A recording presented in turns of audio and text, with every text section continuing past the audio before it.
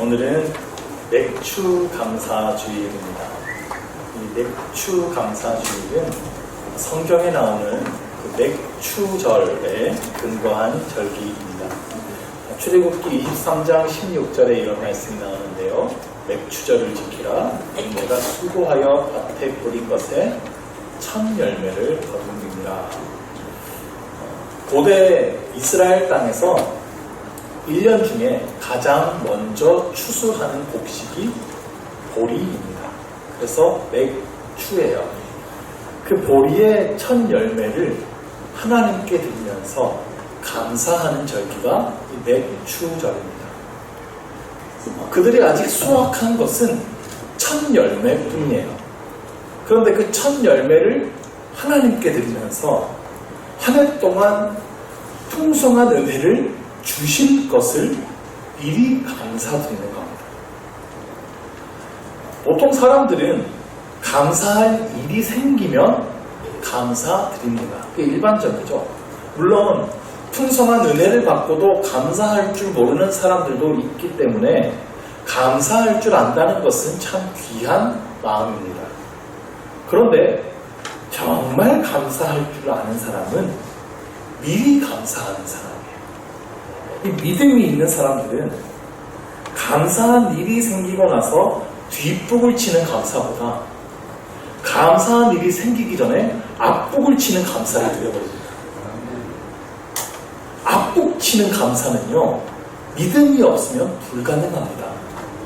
하나님께서 나에게 복을 주실 것이다 라는 믿음이 있어야 미리 감사를 드릴 수가 있어요. 그래서 이 믿음이 확고한 사람은 미리 감사를 드립니다. 성경에는 우리에게 범사에 감사하라라고 되어 있어요. 그렇죠? 범사에 감사하라는 것은 항상 감사하라는 것이죠. 그러니까 우리 삶에 무슨 일이 있든지 감사하라는 겁니다. 범사에 드리는 감사가 바로 앞북을 치는 감사예요. 무슨 일이 있든지 미리 감사를 드리는 거예요. 나의 인생에 햇살이 비칠 때에도 혹은 비바람이 몰아칠 때에도 결국엔 하나님께서 나를 복된 길로 인도하실 것을 믿고 범사에 감사를 드리는 것이죠. 그래서 이 성공했을 때 감사를 드리는 사람은 교만하지 않게 됩니다. 그 성공이 나의 실력이 아니고 하나님의 도우심임을 고백하는 것이기 때문에 그래요. 실패했을 때 감사하는 사람은 좌절하지 않습니다. 지금은 실패했어도 하나님께서 전화 복이 되게 해주실 것을 믿기 때문에요. 지금 당장은 감사할 일이 없어도 하나님께서 나에게 복 주실 것을 믿는 그 믿음으로 미리 감사를 드리는 것이, 앞북으로 감사를 치는 것이 범사에 감사를 드리는 삶이에요. 하나님은 그 믿음의 고백을 받으시고 반드시 복을 주실 것입니다. 겸손하게 하나님의 도우심을 고백하는 사람, 실패해도 하나님의 도우심을 확신하는 사람, 그 믿음의 사람에게 하나님은 반드시 복 주심을 믿으시기 바랍니다. 이 맥추 감사 주일은 바로 그 앞북 감사를 드리는 절기예요. 우리가 1년의 절반을 지나고 있습니다.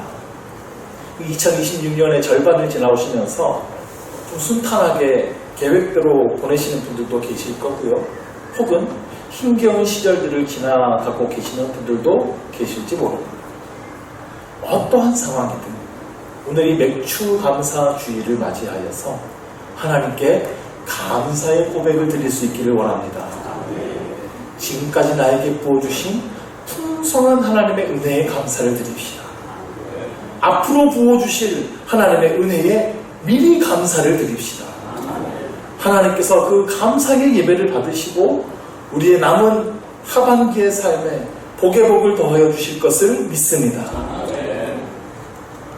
오늘도 우리가 하나님의 이름에 대해서 살펴볼 텐데요. 오늘 살펴볼 하나님의 이름을 통해서도 우리가 감사의 이유를 찾을 수가 있습니다. 여호와 이레, 하나님의 이름 중에서 가장 많이 알려진 이름 중에 하나죠. 오늘 우리가 이 하나님의 이름에 담긴 참된 뜻을 한번 살펴보면서 우리가 하나님께 드릴 수 있는 감사의 이유를 한번 찾아보도록 하겠습니다. 오늘 본문에 아주 유명한 사건이죠. 아브라함이 그 아들 이삭을 제단에 바쳤던 그 사건입니다. 왜 이렇게 충격적인 일이 일어났는지 그 배경을 좀 살펴볼 필요가 있는데요. 오늘 이 이야기가 시작되는 창세기 22장 2절에는 이렇게 되어 있습니다. 그 일 후에 하나님이 아브라함을 시험하시려고 그를 부르시되. 자, 이 사건은 하나님께서 아브라함을 시험하신 일이라고 분명히 되어 있습니다. 그러니까 여기서 우리는 먼저 이 시험이라고 하는 단어에 대해서 정확히 파악할 필요가 있어요. 하나님께서 우리를 시험하신다라고 할 때 그 시험은 어떤 것인가 하는 겁니다. 성경에서 시험이라고 하는 것은 크게 두 종류가 있습니다. 하나는 유혹이고요. 하나는 정말 시험, 테스트예요. 영어로는 temptation, 테스트라고 얘기합니다. 자, 야고보서 1장 13절에 보면 이런 구절이 있습니다. 사람이 시험을 받을 때에 내가 하나님께 시험을 받는다 하지 말지니 하나님은 악에게 시험을 받지도 아니하시고 친히 아무도 시험하지 아니하시느니라. 아까 우리가 읽었던 1절 말씀에서는 하나님께서 아브라함을 시험하시려고 했는데 여기서는 하나님은 아무도 시험하지 않으신다 그랬어요. 이 시험이 다른 시험이에요. 여기 나오는 시험은 죄의 유혹을 말합니다. 자신의 정욕, 욕심 때문에 죄의 유혹을 받을 때 이 시험이라는 말을 써요. 그러니까 죄의 유혹 때문에 내가 지금 갈등을 겪고 있는데 죄의 유혹받는 것을 하나님께서 나에게 지금 시험을 주시는구나 하지 말라는 겁니다. 하나님은 죄의 유혹을 주시지 않아요. 죄의 유혹은 다 사탄으로부터 오는 겁니다. 그러니까 이거 떨쳐버려야 되는 겁니다. 그런데 이 시험에는 테스트라는 의미의 또 다른 시험이 있어요. 그 사람의 믿음을 분명히 드러내기 위해서 어떤 어려움을 주시는 걸 말합니다. 그게 오늘 본문에 나오는 이 시험이에요. 이건 하나님께서 주시는 시험입니다. 믿음을 드러내기 위해서 어떤 어려움을 주시는 거예요. 자, 이 시험이 필요한 이유가 있어요. 학생에게 꼭 시험이 필요해요. 시험이 있어야 공부를 하기도 하지만 시험을 통해 내가 성적을 받아봐야 내가 실력이 어느 정도인지를 파악할 수 있게 됩니다. 막연하게 나는 수학을 참 잘해 라고 생각할 수 있어요. 근데 그게 정말 내가 수학을 얼마나 잘하는지 증명하려면 수학 시험을 봐야죠. 그래야 그 성적표를 받아봐야 내 성적이 이 정도구나 라고 깨닫게 되는 겁니다. 나 정도면 참 믿음이 그래도 괜찮은 것 같아 우리가 생각할 수 있어요. 내가 그래도 예수님을 정말 요즘에 사랑하는 것 같아 라고 느껴질 수 있단 말이에요. 베드로도 그랬습니다. 나는 예수님을 위해서 죽을 수 있습니다 라고 담대하게 고백했어요. 그런데 예수님께서 십자가에 잡혀가시는 그날 밤에 그의 믿음이 증명된 겁니다.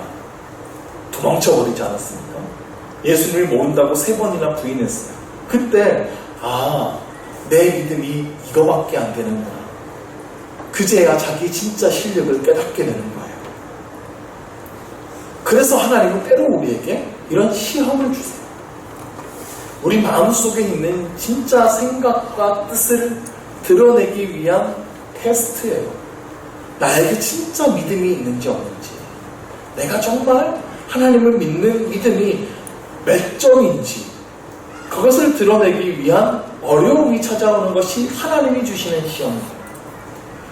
그래서 오늘 본문은 하나님께서 아브라함을 시험하신 것이라고 성경에 분명히 기록하는 거예요. 지금까지 아브라함이 믿음의 여정을 겪고 왔는데 지금 최종 아브라함의 믿음이 몇 점인지 이 시험을 통해 증명될 겁니다. 그러면 하나님께서 제출하신 그 시험 문제를 우리가 정확하게 좀 살펴볼 필요가 있는데 2절이죠.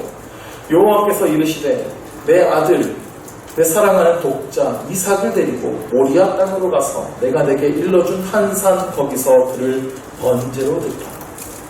하나님께서 아브라함에게 그 아들 이삭을 번제로 드리라고 말씀하십니다. 이것이 시험 문제예요. 번제가 뭔지 아십니까?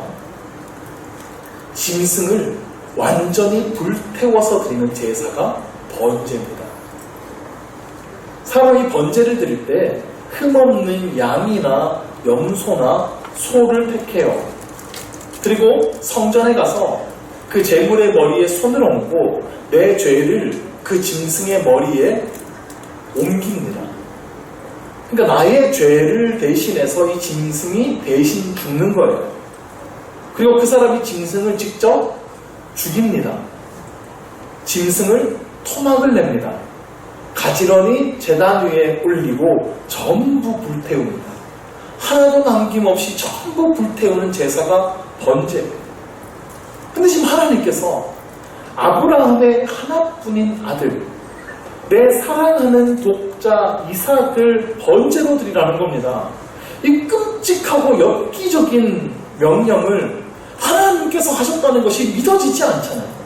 어떻게 하나님 미루실 수가 있어요? 아무리 시험이라고 해도 이건 좀 심하죠. 그래서 몇 가지 설명이 좀 필요합니다. 우선 아들을 신에게 제물로 바치는 것이 당시 아브라함 시대의 문화에서는 생소한 일은 아니었습니다. 당시에 가나안 지역의 토속 종교에서는 이런 일들이 심심치 않게 벌어졌어요. 신에게 특별히 헌신해야 될 때, 예를 들면 자연재해가 닥쳐오고 가뭄이 오고 심각한 위기에 처했을 때, 신의 특별한 구원이 필요한 경우에 신에게 아들을 제물로 바치는 일들이 일어났어요. 이게 인간이 신에게 바칠 수 있는 최고의 희생이라고 생각한 거예요. 신에 대한 우리의 뜨거운 열심을 표현할 수 있는 방법이 자기 아들을 제물로 바치는 행위였습니다. 이런 행위가 옳다는 것이 절대 아닙니다. 당시 문화에서는 이런 일들이 벌어졌다는 거예요. 그런데 하나님은 결코 이러한 인신제사를 허락하시지 않으셨습니다. 성경에도 이런 일을 절대로 행하지 말라고, 이건 악한 일이라고 강력하게 말씀되어 있어요. 이건 심각한 죄입니다. 자, 그러면 하나님은 왜 갑자기 여기서 아브라함에게 이런 일을 시키시는 겁니까? 하나님께서는 사실 지금 무조건 이삭을 바쳐라라고 명령하신 것이 아닙니다. 이 2절 말씀에서요, 한글로 표현되지 않은 원문의 뉘앙스가 하나 있는데 나라고 하는 히브리어 단어가 하나 있어요. 이 단어가 붙으면 이건 문법적으로 어떻게 되냐면 명령이 아니라 권면입니다. 너 이렇게 해보지 않겠니?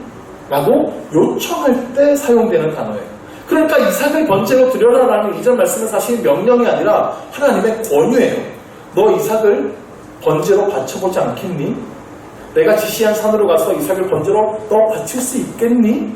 라는 하나님의 요청이었어요. 그냥 권면이니까 거절할 수도 있어요. 그렇죠? 아유, 하나님 무슨 그런 말씀을 하세요. 아니, 이삭을 통하여서 언약을 맺겠다, 큰 민족 이루겠다 말씀하셔놓고 지금 그렇게 말씀하시면 무슨 하나님이 무슨 인신제사도 받으시는 분이십니까? 무슨 농담도 잘하시네. 이렇게 넘길 수 있는 문제예요. 근데 아브라함이 이 하나님의 권유를 가볍게 받아들이지 않은 겁니다. 권유인데 토 한마디 달지 않고 의문도 제기하지 않고 그냥 순종했어요. 권유를 명령으로 받아들이지 않고 그냥 옥종한 겁니다. 아브라함이 이렇게 행동한 데에는 분명한 이유가 있습니다. 아브라함에게는 하나님이 왕이시라는 분명한 인식이 있었기 때문이에요. 하나님은 주인이시고 나는 종이다라는 인식이 분명히 있었던 거예요. 자, 왕이 있던 시대에 최하층 백성에게 가가지고 너 이건 이렇게 해보지 않을래? 라고 왕이 얘기했어요. 근데 백성이 아유, 왕께서 뭘 모르시네. 이건 그렇게 하면 안 돼요. 이렇게 하는 게 맞아요. 라고 하면 그 백성 진짜 개념 없는 거죠. 어떻게 될까요? 뒤에서 끌려가가지고 무슨 일이 상할지 몰라요. 그러니까 정말 그분을 왕으로 인식한다면 왕이 너 이거 이렇게 해보지 않을래? 그러면 권유여도 그냥 순종합니다. 그 말씀을 하신 분이 왕이니까요. 하나님은 지금 아브라함은 하나님을 분명한 자신의 왕으로 인식하고 있는 겁니다. 그러니까 권유형으로 얘기해서도 이걸 명령으로 받아들이고 말이 안 되는 말씀이어도 일단 순종을 하는 겁니다. 12절 말씀을 보면 하나님께서는 아브라함에게 이렇게 말씀하셨어요. 내가 이제야 내가 하나님을 경외하는 줄을 아노라. 경외라고 하는 단어는 하나님을 두려워함으로 섬기는 것입니다. 하나님의 말씀을 가볍게 여기지 않고 권유형으로 얘기했어도 명령으로 받아들이고 그 말씀에 그대로 순종하는 것.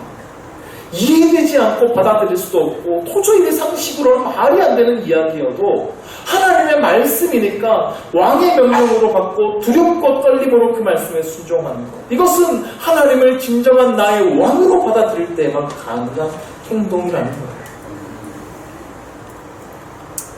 요즘에는요, 하나님의 말씀을 이렇게 여기는 사람들이 많이 없는 것 같아요. 들어보고 괜찮으면 그냥 받아들이고 마음에 안 들면 무시하는 경향들이 꽤 많습니다. 하나님의 말씀을 가볍게 여깁니다. 그 하나님의 말씀에 내 판단 기준을 두는 것이 아니라 내가 말씀을 판단합니다. 그래서 내 기준에 성경이 맞지 않으면 내 기준을 바꾸는 것이 아니라 말씀을 버립니다. 무시합니다. 외면합니다. 그러니까 아마도 우리가 꽤 민주화된 세상에서 사는 것도 한몫하는 것 같아요. 우리 이 땅의 나라는 민주주의가 옳아요. 우리의 의견들이 다 받아들여져야 되는 게 맞습니다. 그리고 우리가 판단하는 게 맞아요. 근데 하나님의 나라는요, 민주주의가 아니에요. 하나님의 나라는 신정주의예요. 하나님이 왕이 되셔서 통치하는 왕국입니다. 우리는 하나님의 다스리심을 받는 백성이에요. 우리가 이걸 기억해야 돼요. 왕이 명령을 했는데 백성들이 토론을 하고 투표를 해서 결정하는 게 아니에요. 왕이 명령을 하면 백성은 따르는 겁니다. 그런데 하나님은 포악하고 이기적인 통치자가 아니세요. 겸손하시고 인자하시고 자기 백성을 위하여 가장 좋은 길로 인도하시는 분이 우리 하나님이십니다. 그리고 하나님은 전지하시기 때문에 우리의 모든 좋은 길을 하나님이 다 아십니다. 하나님이 옳아요. 그러니까 왕이 명령을 하면 백성들과 하나님을 믿고 따르는 겁니다. 아브라함이 하나님의 이 권유에 순종할 수 있었던 두 번째 비결이 여기에 있어요. 아브라함은 하나님이 어떤 분이신가에 대한 믿음이 확고했습니다. 하나님은 선하신 분이라는 믿음이에요. 하나님은 절대로 이 이삭을 죽이지 않을 것이라는 믿음이 있었어요. 그 증거를 찾아볼까요? 22장 5절에 이런 말이 나옵니다. 이에 아브라함이 종들에게 이르되 너희는 나귀와 함께 여기서 기다리라. 내가 아이와 함께 저기 가서 예배하고 우리가 너희에게로 돌아오리라 하고. 자, 아브라함의 일행이 함께 하나님 지정하신 산으로 갔어요. 그리고 하나님께서 말씀하신 모리아산 근처에 이르렀습니다. 그러자 아브라함이 함께 따라온 종들에게 너희는 여기서 기다려라. 저기 가서 예배하고 너희에게 돌아오겠다. 이렇게 말을 하는 건데 이 구절에서 중요한 하나의 단어가 있어요. 우리가예요. 그러니까 내가 돌아오는 게 아니라 우리가 돌아오겠다고 말하고 있어요. 아브라함이 그 산에 가서 이삭을 번제로 바친다면 혼자 돌아오게 되겠죠. 근데 아브라함은 지금 우리가라고 말하고 있어요. 이삭과 함께 돌아올 걸 확신하고 있는 거예요. 억지 같으십니까? 히브리서 12장에 보면 이런 말씀이 있습니다. 그에게 이미 말씀하시기를 내 자손이라 칭할 때는 이삭으로 말미암으리라 하셨으니 그가 하나님이 능히 이삭을 죽은 자 가운데서 다시 살리실 줄로 생각한지라 비유컨대 그를 죽은 자 가운데서 도로 받은 것입니다. 아브라함은 하나님이 이삭을 죽은 자 가운데서 다시 살리실 것이라고 믿었다고 되어 있습니다. 아브라함은 믿음이 있었던 거예요. 내가 이 이삭을 죽여서 하나님께 번제로 바치더라도 하나님께서 이삭을 다시 살리실 것이다. 왜냐하면 18절 말씀에 하나님께서 직접 말씀하셨기 때문에 내 자손이라 칭할 자는 이삭으로 말미암으리라 말씀하셨기 때문에 이삭을 통해 큰 민족을 이룰 거라고 하나님께서 직접 말씀하셨기 때문에 하나님은 절대로 이삭의 목숨을 거두어 가지 않을 것이다. 이 믿음이 있었던 거예요. 그러므로 오늘 이 아브라함에게 주어진 이 어려운 시험은 하나님에 대한 믿음의 시험이에요. 아브라함이 진짜 하나님을 나의 왕으로 여기고 있는지, 그리고 아브라함이 전적으로 하나님의 말씀, 하나님의 선하심을 신뢰하고 있는지 그것을 증명해내는, 삶으로 증명해내는 시험이었던 거예요. 때로 하나님께서 우리에게 이런 강력한 도전을 주실 때가 있습니다. 상식으로는 이해되지 않은 어려운 도전을 주실 때가 있어요. 특별한 헌신을 해야 되는 마음을 주신다든지, 특별한 나의 희생이 필요한 도전을 주신다든지, 혹은 뭐 많은 금액을 헌금해야 되는 뭐 이런 마음을 주실 때, 이런 같은 거예요. 근데 한번 그때 잘 생각해 보십시오. 하나님께서 우리 안에 주시는 그 마음이 명령이 아니라 요청일 겁니다. 그리고 우리에게 결단의 선택권이 주어져 있을 거예요. 그런 하나님의 도전이 우리 마음에 찾아온다면 먼저 이 하나님을 바라보시기를 바랍니다. 세상에 다른 것 보지 말고 하나님이 나의 왕이시고 나를 가장 좋은 길로 인도하시는다는 사실을 기억하시기 바랍니다. 하나님은요, 우리의 것, 뭐 중요한 거 뺏어가려고 하시는 분이 절대 아니세요. 하나님이 우리 거 가져다가 어디에 쓰시겠어요? 하나님은 만물의 주인이신데요. 하나님은 우리에게 주시고자 하시는 분이십니다. 풍성히 주고자 하시는 분이십니다. 그 하나님을 믿고 하나님의 말씀에 순종의 발걸음을 내딛는다면 하나님께서 우리에게 놀라운 복을 내려주실 것을 믿습니다. 자, 아브라함은 그래서 이제 그 믿음으로 이삭과 함께 하나님께서 지정하신 곳으로 갑니다. 모리아라는 땅의 한 산을. 이삭은 번제에 쓸 나무를 지고 갑니다. 아브라함은 손에 불과 칼을 들었어요. 근데 이삭이 보니까 이상한 거예요. 그래서 질문을 하죠. 아버지, 불과 나무는 있는데 번제할 어린 양은 어디 있습니까? 양이 없는 거예요. 번제 드리러 간다면서. 아브라함의 가슴이 이때 철렁 내려앉았을 거예요. 사실 재물은 너야 라고 말해야 되는데 차마 그 말이 입 밖으로 나오지 않죠. 뭐라고 말해야 되나. 짧은 순간 수많은 고민을 했을 것 같아요. 8절에서 아브라함이 이렇게 대답합니다. 내 아들아, 번제할 어린 양은 하나님이 자기를 위하여 친히 준비하시리라. 여기서 친히 준비하시리라 라는 단어가 이레예요. 히브리어 원문으로 보면 엘로힘 이레라고 되어 있습니다. 하나님께서 준비하실 거야. 아브라함이 정말 하나님께서 어린 양을 대신 준비해 놓으셨을 거야 라고 믿었을까요? 그렇지 않았을 거예요. 만약 그랬다면 아브라함은 그 산에 올라가서 제단을 쌓고 어린 양부터 찾았을 겁니다. 어디 어린 양 걸려있는 거 없나? 하나님이 분명히 양 준비해 놓으셨을 텐데 하지 않았어요. 아브라함은 정말 이삭을 번제에다 바치려고 했어요. 하는 척만 한 게 아니라 정말 아브라함을 묶고 번제단에 올리고 이삭을 칼로 찌르려고 손을 들었어요.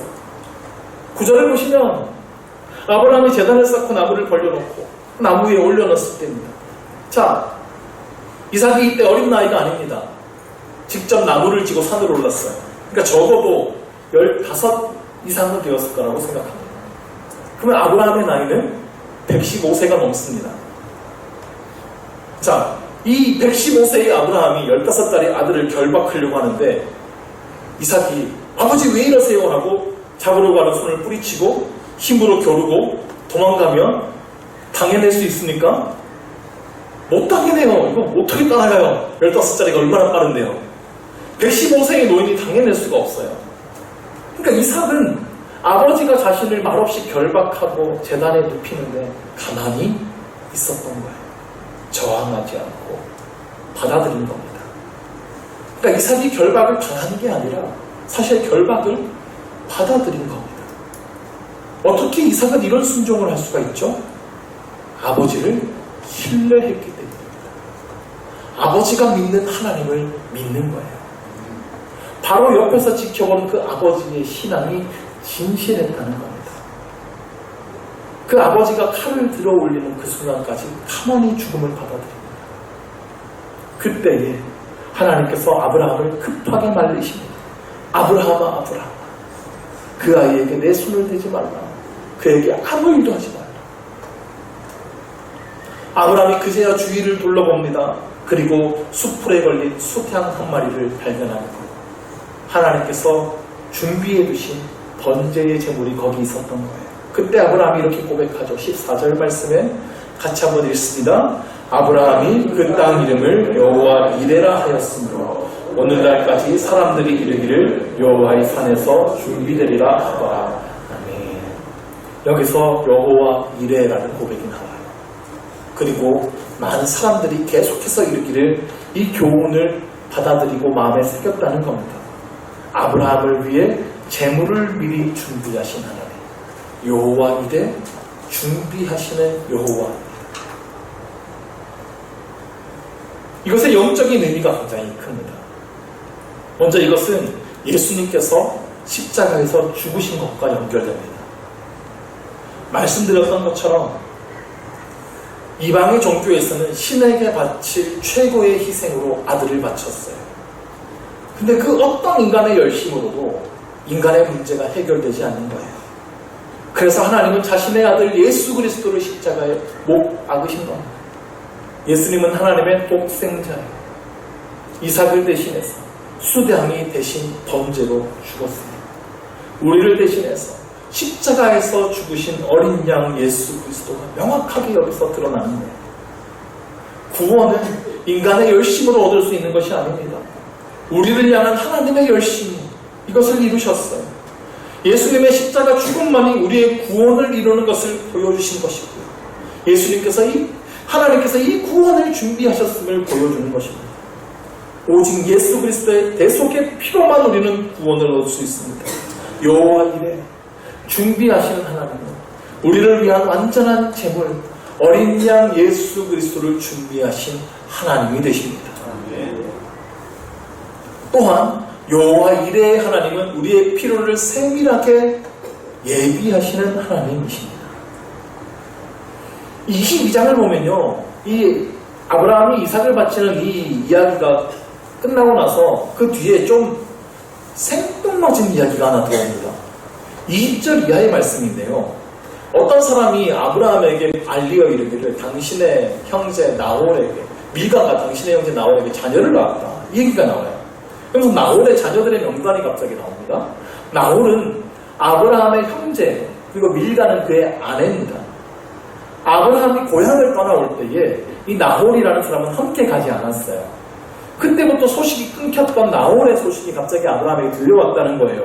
갑자기 이게 왜 기록되어 있습니까? 23절에 보시면 나홀의 자녀 중에 부두엘이 있는데 부두엘이 리브가를 낳았다 라고 되어 있어요.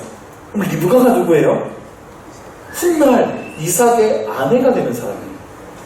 그러니까 여호와 이레, 우리를 위해 가장 필요한 것을 세밀하게 준비하시는 하나님께서 지금 이삭의 아내 리브가를 미리 준비하고 계심을 보여주시는 거예요.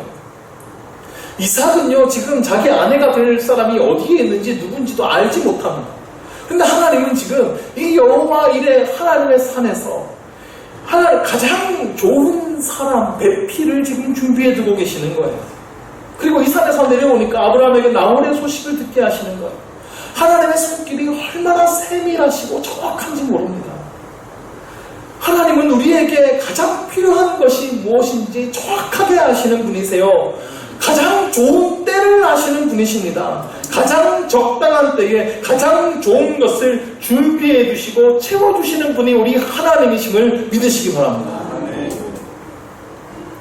마지막으로 한 가지 짚어볼 것이 있습니다. 오늘 우리가 여호와 이레라는 하나님의 이름을 살펴봤는데요, 사실 이레라는 단어의 정확한 뜻은 보다라는 뜻입니다. 정확한 뜻은 여호와의 산에서 준비되리라가 아니라 여호와의 산에서 보게 되리라. 이게 더 정확합니다. 그러니까 하나님께서 미리 봐두셨으니까 하나님께서 준비하셨다라고 해도 틀린 말은 아니에요. 근데 여호와의 일의 정확한 뜻은 우리의 길을 미리 봐두시는 하나님, 아브라함을 계속해서 지켜보시는 하나님, 우리에게 보게 해주시는 하나님이십니다. 아브라함이 하나님의 음성을 듣고 나서 눈을 들어 살펴봤어요. 그랬더니 수풀에 걸려있는 수량을 보게 되는 거예요.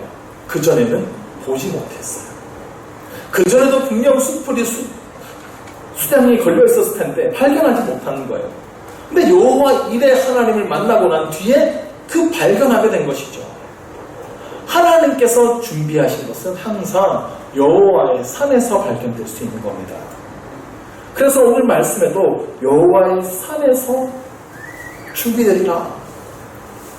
하나님께서 지정하신 그 산으로 가야 하나님께서 예비하신 그 복을 발견할 수 있게 되는 것입니다. 그러므로 우리는 하나님께서 가라고 하시는 곳으로 가야 하는 거예요. 여호와 이레의 하나님은 완전한 순종의 산에서 만날 수 있는 것입니다. 생각해 보십시오. 아브라함이 여호와 이레 하나님을 언제 만났습니까?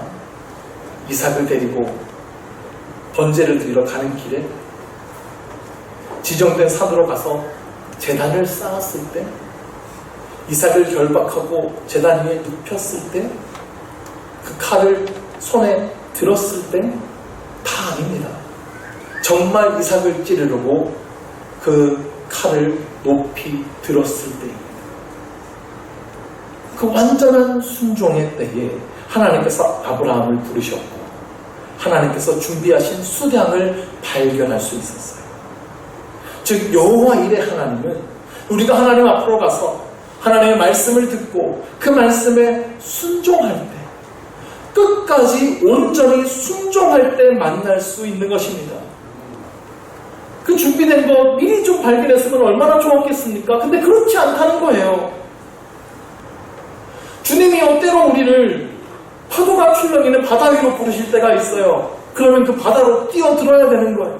그래야 우리를 걷게 하시는 주님을 만날 수가 있는 것입니다. 하나님께서는 우리에게 복을 주시기를 원하십니다.